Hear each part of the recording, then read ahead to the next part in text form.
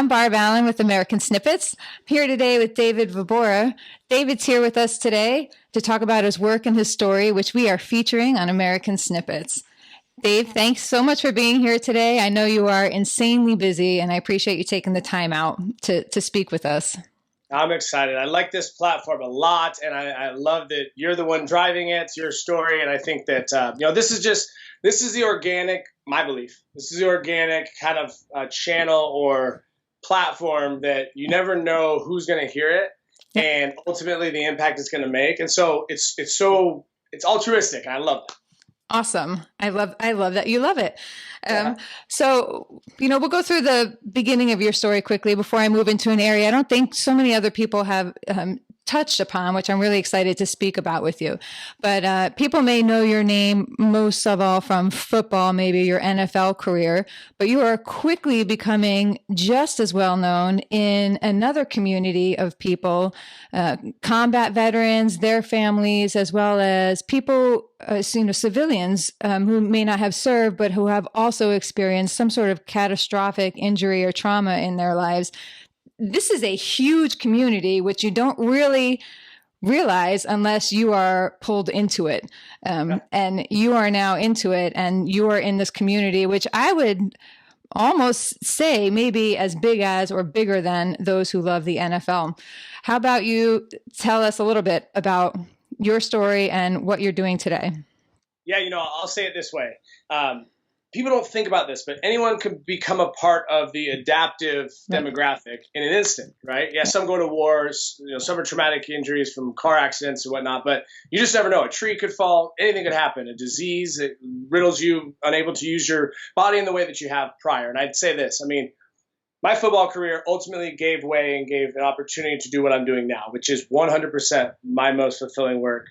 It feeds my soul. And yes, I would agree that the veteran, support, that group, the size of that, yes, it's way larger than the NFL, and as it should be, because, these are the people that they literally go into hell to go and protect our soil back home so we can just continue to enjoy the freedoms that we readily take for granted. So for me, as an NFL player, I remember being in the league and playing for the St. Louis Rams, and we were at Scotts Air Force Base in Missouri. Illinois side. I always think Missouri when I say St. Louis. That's but right. We were at a camp doing a kids camp for kids, and one of the wives came up to me and she said, "Thank you so much." And her husband, who had just gotten back from deployment, said, "Thank you so much." I'm like, why are you thanking me, right? I put on a helmet and run down the field, right? It's not, you're the ones doing the real job. That's the real battlefield. And it really took me back because the soldier said to me, when we're on deployment, for those 3 months, 6 months, 8 months, whatever it is, and your game is on TV, we're home. Like when we get to watch that, we share. And it was just like, I couldn't even, it was so hard to put into words. And so, being drafted, the last pick in 2008, Mr. Irrelevant, which is given to the last pick as a title. And there's this huge week in Disneyland and parades and things out in California. But it's fascinating because I use that as a platform instantly to go and talk like schools. I'd say, how many of you guys have ever been the last pick? Yep. Hands. That would be me. Yeah. But everyone's been the last pick at something. We're not selected.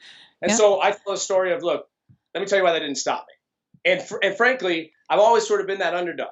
So I think I have a natural inclination to go to the person who sees themselves as less than or maybe broken, and build into them to let them know that it is in them and that they can achieve. And so ultimately, I transitioned really from the Rams to the Seahawks. NFL was my life; it was my identity. And as I got done, I didn't know who I was without the game, right. And it led to a really bad coping of pain pill addiction.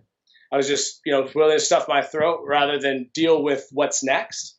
And like so many of these warriors that come home, again, not only do the fact that they may have lost limbs or have significant injuries, but they can geographically come home, but are they really home? And my belief is, like, you can give a veteran a job. You can give them a house. These are good things. But if you don't give them an identity, right, even though their physicality may look different, my belief is you can't create something sustainable for them. And in my experience, if you treat a veteran broken, they act broken. If you look them in their eyes and you tell them, hey, look, the same skill set that made you extraordinary in country will make you extraordinary here, they come to life. And so that's what my foundation is built on. I'm sorry, that was a very long-winded answer, but I am it's very, great. very passionate about this and really believing. I rarely introduce myself as former NFL player. I mean, to me, it's like 6 down the list. There's a time and a place for it, but ultimately, I want people to know that I found my why as a result, and it feeds my soul to give these veterans and civilians, over 10 million Americans with a physical disability in this country. It gives me such joy to give them away and be the conduit to hopefully get them to realize that they can achieve probably more than they ever thought they could if they're willing to step into their fear, into their uncertainty. Yeah. And now if somebody had said to you, 8 years ago, hey, NFL, that's only this much of your story, would you have believed them? You would have. The day that I decided to retire, I got a call to return to the league, and it was really fascinating because just something had shifted. I mean, I thought they were going to scrape me off of the football field when I was dead, right? Like, you can't really be 1 foot in, 1 foot out thinking about what's next. I mean, a guy like me, I had to be all in and not think of any other contingencies or backup plans. So to your point, yes, I did not expect it to be as tight of a window as it was, and then for it to kind of spiral out of control. And then ultimately for me to use that brokenness, really the pain, I would consider like one of my lowest bottoms, to be the exact thing that is my power to equip and empower and deal hope to people that, may have felt helpless or hopeless. But that is the prevailing theme in the people that it is so cool for me to get to do this because I get to meet people like you who are doing this, something that you kind of take for granted, but we all know people who have been made to feel irrelevant. Like you said, I felt irrelevant all the time. And we all know people who have gone through something that has to them been their biggest struggle. Like for me, I lost my husband. That stripped my entire identity away. That my whole life was wound up in him, as well as the other military widows I know and other people have lost their spot. When you're so invested in someone or something, that becomes your identity. So I can relate to that. When your identity is gone. Everything that you've been living on, you have banked your life on, you're moving forward at this pace, this is what you're going to be. And all of a sudden, bam, that's just gone. It is not easy to pick that up and find a new reason, a new path. And so getting to speak to people like you who do that, but you don't even just do that. You help other people do that and you can relate to them on such a level where, right? Like what you just described, I could never imagine. Right? Like losing a spouse and having kids and everything you've gone through. I mean, like to say you're a Spartan woman is an understatement. I mean, to me, the first of all, to be a mom in general is to be a warrior. That's true. Little girls. I got 2 little girls and like 4 and 2 right now. And but they're so cute. They are. They're adorable. Yeah. And so, I have a lot of guns here in Texas to protect them. But I guess the bigger piece here is this, like it's relative. And I'm not saying anything is bigger or less than someone else's. But when you take a group of people that visually capture you in a way that they're missing limbs and they're impaired, and you watch them do something that kind of just says, hey, impossible is an opinion. It's my belief that group has gulped pain at a level that we could never fathom, physical pain. Right. They no longer suffer because there's been a paradigm shift for them, right? And the paradigm shift is in realizing that like you right now, what you're doing is being a funnel or a springboard, right? To say, look, I'm not saying it wasn't hard. Right. We can have hard days. We don't have bad days. And it's about the framework to realize that all the while your scars, they remind you of where you've been, what tried to hurt you. And ultimately it gives you the opportunity to, defy what once tried to define you. And when you do that, you'd be amazed at this. And this is what I'm really passionate about, what my book will be centered on, and really what I go out and I speak on it. And it's this. It's basically telling you, how do we take your fear of inadequacy, right? You said everyone's kind of felt irrelevant at some point. Yes. I think it's human nature to, at some level, buy into the whisper in your head that, what if they find out you're a fraud? That imposter syndrome, what if you're not capable? What if they don't love you? And so if you live long enough in the space where you just kind of start to just tune that out, right? All of a sudden you're like hands up, hands open, eyes open, and stuff's falling in your lap because you realize that the gifts of this world, the things that you were given, gifts good or bad, is a part of your story. And when you use it to leverage someone that's suffering or dealing with something in their story, man, boom, instantly your paradigm shifts too. You might not be the answer to your prayer today, God might not give it to you. But if you can be the answer to someone else's prayer, you might just be surprised what will happen as you go around the corner, what God has in store. It trickles down. So here's one thing, and we'll talk about your program here if when time doesn't run out. But I want to talk about something because we all know a lot more about your program than about some of the consequences. I think I think there is almost an unattended achievement of your program, which is bringing civilians and veterans together. And this is one of the things I find so fascinating about you, because one of the physical challenges, emotional challenges, all of that to our combat veterans getting back into society, they're all there. But one of the few that not many people address, and especially not in the way that you do, is putting civilians and veterans together where they are now battling through the same battle. So there are perceptions and misperceptions on both sides of what combat veterans are and what civilians are. Combat veterans maybe think civilians don't care, they have no idea, and maybe civilians think combat veterans are all a bunch of crazy lunatics, over entitled, whatever. And so now you put them together where they are struggling together. And that is something I think that if every community could find some forum to do, we would drastically reduce. Do you see conversations between the civilians and the veterans in your group? Do you see those conversations evolving over time? Do you see, dynamics change? How does that work? Well, misery loves company. Yeah. And so when you start to sweat together and you start to suffer in the constructs of the gym with it, which is pain for purpose, right? You begin to kind of go, oh, I guess civilians can put out. Or maybe this veteran actually has a little heart and compassion, and he's not just about, rah-rah and, blowing stuff up. So again, veteran, civilian, the veteran learns that they're not far from reintegrating as a result of being around, reintegrating into society as a fact of being around the civilian. And the civilian sees what teamwork and grit and this sort of no quit attitude once we get it pulled out. Now, again, I use the word warrior sort of agnostically, right? Like I don't care about veteran, civilian, or race, gender, sexual preference, age, how you were hurt. Because again, if anyone could be part of this demographic, the bigger need here is for us to prove that we're human. And if we can be humane to humanity, it's not so much about, hey, what are you against? It's about, hey, let me tell you what I'm for.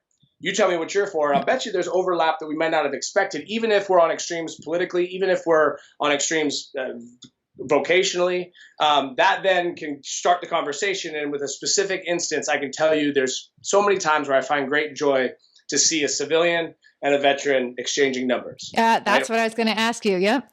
Yes. And hanging out and then learning about the other. And there's just so much synergy. It's very cool. That is great. And really, out of all the organizations that I've had a chance to be a part of or to speak to, I have not found anyone else who does this particular aspect. And I know that's not your primary goal, but it is absolutely a noteworthy achievement for what you're doing. You want to know how I found it or how I did this? It's funny. I won't take much credit. I'm not that smart. When I had the idea to start the nonprofit, right. I guess I didn't land that plane. Essentially, I'll give you the cliff notes. Okay. Retired from the league, was surfing every day. My wife, God bless her, was like, hey, I know you think you're going to be a pro surfer now, but I think we can actually do something for some money for our family. I was like, okay. So we moved to Dallas, started the gym. The gym was always a sanctuary to me because, I could define my work ethic to go and achieve what I wanted. And about 6-8 months in, I met Staff Sergeant Travis Mills, right. Quadruple amputee. I'd encourage anybody to go read Tough as They Come, his book. His Hollywood movie rights just got purchased by Sylvester Stallone. Him and I are going on Ellen's show on April 4th together, which is going to be amazing. Awesome. So I walk up to this quadruple amputee who's on prosthetics, and I said, man, when was the last time you worked out? Right? And he's like, dude, I don't have arms and legs. And so I challenged him. He came and worked out. My NFL players were training in the background, and I watched Travis come to life as a result of targeting his fears, which was initially falling, which was overcoming that first step so he'd be empowered. Yeah. And we target that as sort of a very key factor, right? It's sweat psychology. We're looking for the pressure points so that we can then take leaps and bounds. It's a force multiplier for the growth. And a 9-week training course, you have to really dig into those to kind of, and it's painful to pull that stuff out. So I did about 6 months where I was training veterans and civilians for free, 30 hours a week. And my wife said, look, we got to make this responsible. Let's start a nonprofit. And avoiding counsel. God bless the woman. But what's funny is that I actually said, people told me, counseled me, don't do it. Find an affiliate and you can run it through that. And it's a lot of work. And classic DV, I just kind of jumped in the pool and learned how to swim. And so I did that, and I started Adaptive Training Foundation. And through that, I realized, man, okay, I have a way to create resources, but it's still dependent on me. So what happens if David gets hit by a bus? It stops. So what I did was I crafted this 9-week program, and ultimately it was restore, recalibrate, redeploy. And we make them commit to a level of competition outside of our walls after they graduate. They come back as alumni, they train others like them. Our growth and sustainability is built around a national certification that'll be rolling out eventually. Oh, wow. So, I met with Obama about changing policy, because there's 10 million Americans in this country with a physical disability. So, as we work with these large corporate entities, our goal is to train trainers the same way there's a handicapped parking spot outside of a large corporate gym, right? We expect there to be a mandate on a certified adaptive trainer for people with disabilities inside, because the members of the gym that are able-bodied, suddenly they get a shift in perspective. Excuse me. Okay. To put that cell phone on airplane mode. So there's a really big, comprehensive, sort of big picture at hand here. And my belief is that, just like someone that goes through chemical addictions to become a chemical addiction counselor, they can empathize with the group. They know what they want to step forward in to make a lifestyle out of. I want my veterans, my civilians, to be able to, provision for themselves and their families through this craft. So one further than that is, imagine you rolling into a Gold's Gym in New York, and one of our double amputees says, "I'm your trainer today." You're like, maybe my pinky toe doesn't hurt. So the two champion each other. And here's how I found the veteran civilian divide. And I made this happen. And really it was found because, I'm so sorry, the stinking cell phone. So what we did, let me just tell him to stop calling. This is live, y'all. This is live. This is real world. David Vobora cell phone. I want to throw this thing out. Tell him he's on my time now. Yeah, I know. It's Barbara's calling. We should just three-way him in. Yeah. All right, airplane mode. That fixes that. So in the initial, when the people were telling me, hey, you should not start a nonprofit, the next word was, you should make this just about veterans, because veterans will get you your most funding. And I sat back and I thought, the Vanessa Cantus, these civilians that I trained to have these breakthroughs and, these moments where allergies kicked up. And these breakthroughs are so significant because I think the veteran was there. And I'm like, man, I will not allow this to be just about one group, because I think it's bigger than that. I love that. That's the reason that I think we've done it, and we've done it this way. It's sort of my being like, no, even though the veterans are easier to get funded, that's fine. Some of their funding, we can help to fund these civilians. Right. But it works both ways too, because there is a huge civilian community, like you said, cancer patients who have lost or accident, trauma, and there's all different organizations for that. And I just think, that to me is one of my favorite things that you do, is bridge that divide. So I hope more attention is paid to that later on, because that is a sustainable thing for the entire community, not just the veteran, so, hats off to you. Now, some of your athletes, I'll call athletes, they're going on to do big things. They're going in paramilitary, not paramilitary. That was another interview. They're going in Paralympics, and events like that.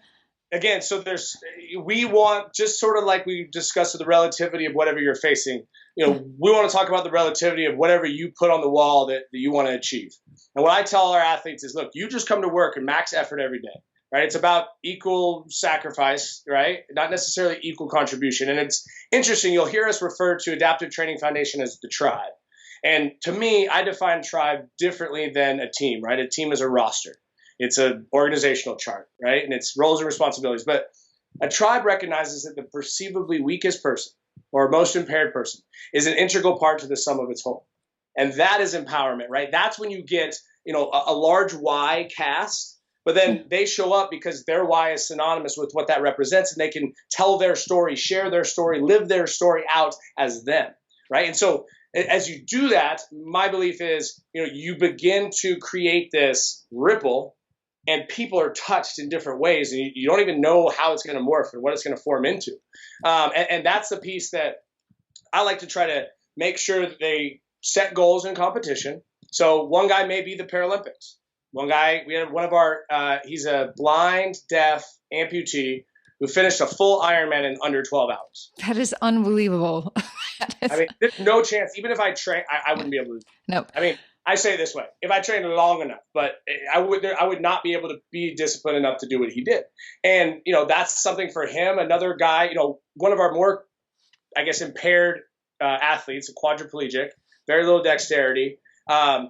His goal was to be able to push up his wheelchair ramp by himself, and he can do that now. He can take public transit now. So, he'll do a 2-hour bathroom regimen, eating regimen, get on public transit. 2 hours later, he gets to the gym, does his thing for 90 minutes, and then does it all over.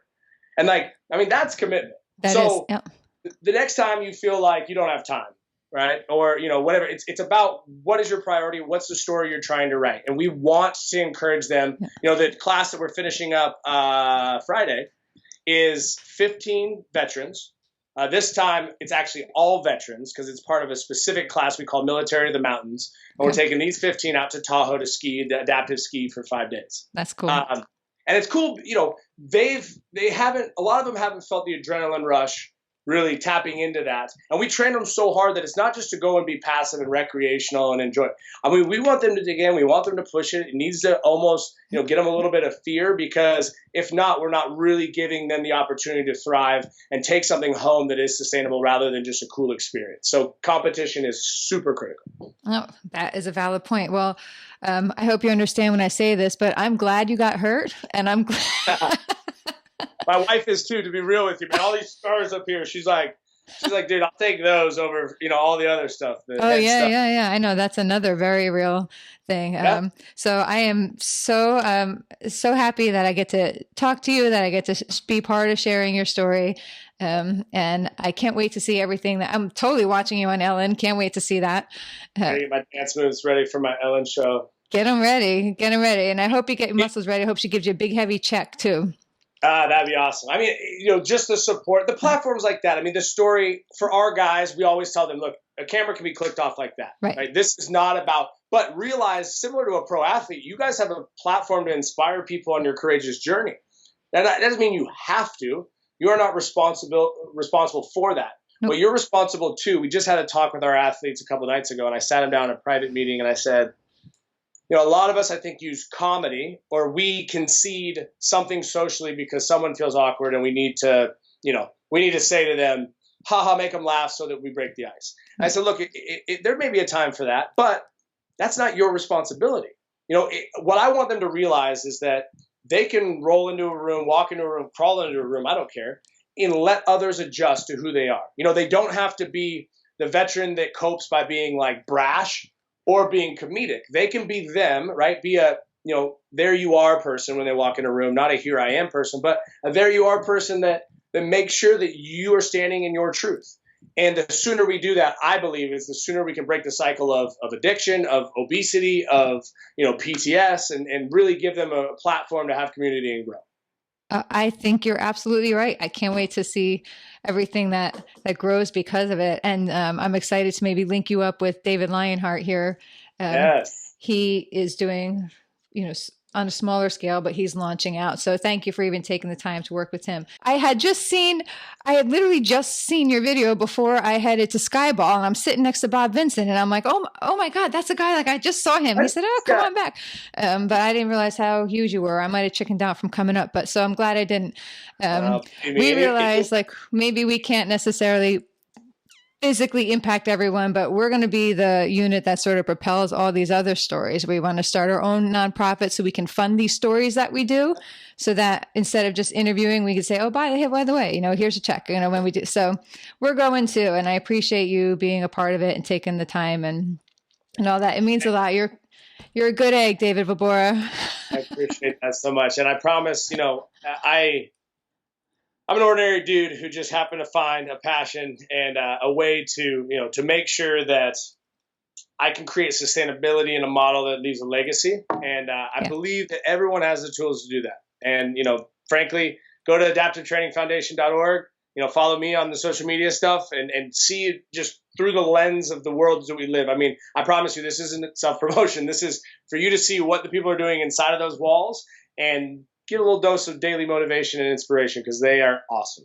They are. Thank you very much. We will absolutely direct people towards your site, towards your Facebook page, show them how they can support you and all that you're doing. Thank you so much, Barbara. Thank you. You have a good day. See you. Bye.